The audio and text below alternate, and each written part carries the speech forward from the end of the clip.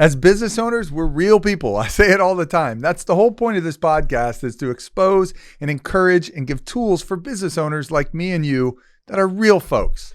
Today, I talked to Tom Burket, my friend, very successful, entrepreneur. He started 3 startups and runs a 70-year-old construction company.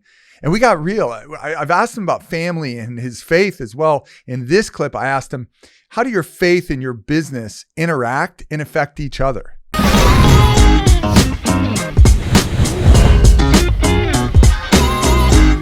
I actually have 5 guys from church. Yeah, that's awesome. that You've hired. Yeah. So that's like kind of a, obvious isn't the right word, but that's kind of one segue. But I would say if I'm probably the wrong person to ask this, if maybe somebody that I work with, but I like to think that when I go out and meet a client for the first time, or how I deal with employees or issues, that I hope my faith shows up in that. That sometimes when I meet folks, even before we've talked about faith, you can just kind of get that vibe that this guy is probably a Jesus follower. So I hope I conduct myself in a way that tells the outside world that I follow Jesus, not just this sweet tattoo. Jesus dabbing. Yes, yeah, a classic. Yes, a very what do I say? A classic, but a very unique classic. Yes. In that sense. Yeah. In 100 years, people I'd be like, that Tom dabbing. Yes. That speaks to your personality and your faith, though.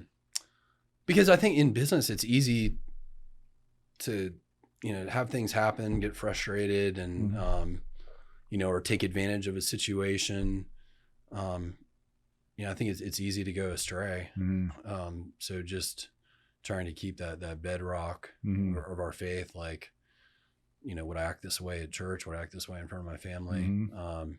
That's one way. And the other part of it is surrounding myself with people that are going to support me and strengthen me. Hold you accountable. Yeah. Right. Yeah. I read something this week. Jamie Dimon, the CEO of JP Morgan, they were asking him kind of a similar question, but more along the lines of like, what do you look for in talent?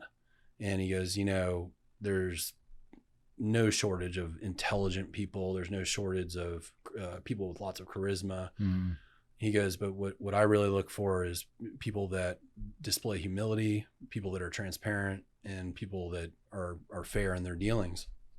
And he goes, and I'm not just saying that as a nicety. He goes, what I've found is those personality traits, they work more productive and better as a team. And his logic behind that was, you may have the smartest guy in the room, but if he's an egomaniac, nobody else on your team is going to kind of want to collaborate or work with him. So you want people that are humble, and that ultimately, by having a team like that, you become more productive. So there is a profit motive behind that. But absolutely. I don't know. I love that. I thought it was interesting. That's great coming from him. Absolutely. He even, I think somewhere in the article said, nobody's going to accuse Jamie Dimon of being the most humble person. So he kind of admittedly is maybe has some ego issues himself, but he's looking for folks that but he sees the value in those characteristics. Yeah, and I think those are characteristics that show up in your faith too. So. Yeah, absolutely.